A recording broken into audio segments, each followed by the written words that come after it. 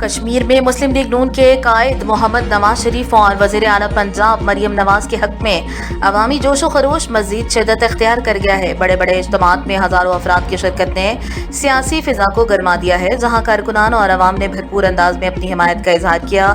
جلسوں میں پارٹی کے حق میں نعرے گونجتے رہے اور قیادت کی مقبولیت واضح طور پر نمایاں رہی، جس سے سیاسی میدان میں نون لیگ کی مضبوط موجودگی کا پیغام ملا۔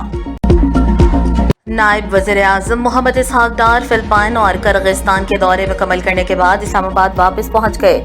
انہوں نے فلپائن میں آسیان ریجنل فورم وزرائے خارجہ اجلاس، کرغزستان میں شنگھائی تعاون تنظیم کے وزرائے خارجہ کونسل اجلاس میں شرکت کی، جہاں اہم دو طرفہ ملاقاتیں ہوئیں۔ ان ملاقاتوں میں علاقائی تعاون کے فروغ اور باہمی تعلقات کو مزید مستحکم بنانے پر تبادلہ خیال کیا گیا۔ نائب وزیر اعظم محمد اسحاق ڈار اور بیلاروس کے وزیر خارجہ میکسم ریزنکوف کے درمیان اہم ملاقات ہوئی، جس میں پاکستان اور بیلاروس کے دو طرفہ تعلقات اور مختلف شعبوں میں تعاون کو مزید فروغ دینے پر تبادلہ خیال کیا گیا۔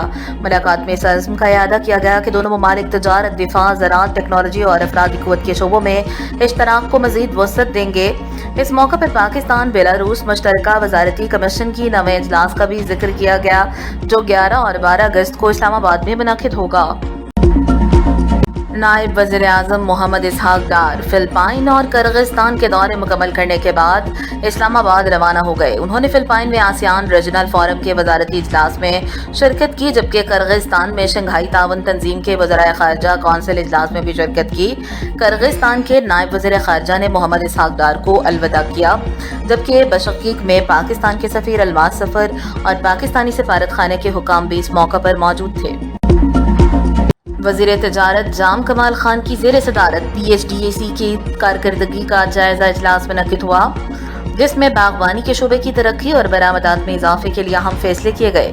اجلاس میں فروٹ پیکنگ منصوبے کو کھجور، انگور، آڑو اور امرود تک توسیع دینے کی ہدایت دی گئی، جبکہ پیکنگ مٹیریل کی مقامی تیاری کے لیے نجی شعبے اور کاغذی صنعت کے ساتھ تعاون بڑھانے پر زور دیا گیا۔ وزیر مملکت برائے اقتصادی امور احمد چیمہ اور وزیر اعظم کے مشیر ڈاکٹر توقیر شاہ کی زیر صدارت وفاقی سیکریٹریز کمیٹی کا اجلاس منعقد ہوا، جس میں وزیر اعظم آفس سسٹم PMOS کے مؤثر نفاذ کو یقینی بنانے کے لیے مختلف امور کا جائزہ لیا گیا۔ اجلاس میں گورنرز ریفارمز یونٹ کے سربراہ مشرف رسول نے PMOS پر تفصیلی بریفنگ دی۔ احمد چیمہ نے ہدایت کی کہ تمام سیکریٹریز اپنی اپنی وزارتوں کا ڈیٹا جلد از جلد سسٹم پر اپلوڈ کریں اور اس سسٹم پر تفویض کردہ معاملات کا روزانہ کم از کم 2 مرتبہ جائزہ لیں، تاکہ حکومتی امور میں شفافیت اور رفتار کو بہتر بنایا جا سکے۔ مقبوضہ کشمیر میں آزادی کی تحریک سے خوفزدہ ہو کر مودی حکومت نے ایک بار پھر نہتے کشمیریوں کے خلاف سخت کریک ڈاؤن شروع کر دیا ہے۔ کشمیریوں کے حق خود ارادیت کو دبانے کے لیے بھارتی حکومت ظلم و جبر کی تمام حدیں پار کرتی دکھائی دے رہی ہے۔ ایک پولیس افسر کی ہلاکت کے بعد ہزاروں کشمیریوں کو حراست میں لے لیا گیا، جبکہ املاک کو مسمار کرنے کا سلسلہ بھی جاری ہے۔ اننت ناگ ضلع میں بڑے پیمانے پر کارروائیاں کی گئیں اور سیاسی کشیدگی میں اضافہ ہوا۔ کشمیر میڈیا سروس کے مطابق قابض بھارتی افواج نے 2 رہائشی مکانات کو دھماکوں سے اڑا دیا اور تقریباً 3500 کشمیریوں کو گرفتار کیا۔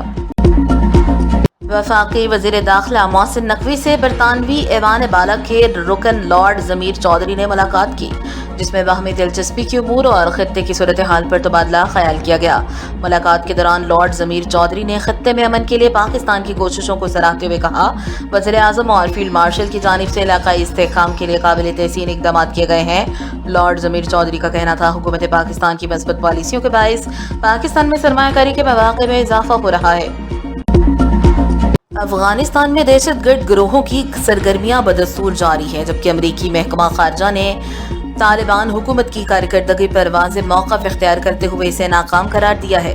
بیان کے مطابق طالبان حکومت دوحہ معاہدے کے تحت کیے گئے امن کے وعدے پورے کرنے میں ناکام رہی اور افغانستان ایک بار پھر دہشت گرد تنظیموں کی محفوظ پناہ گاہ بن گیا۔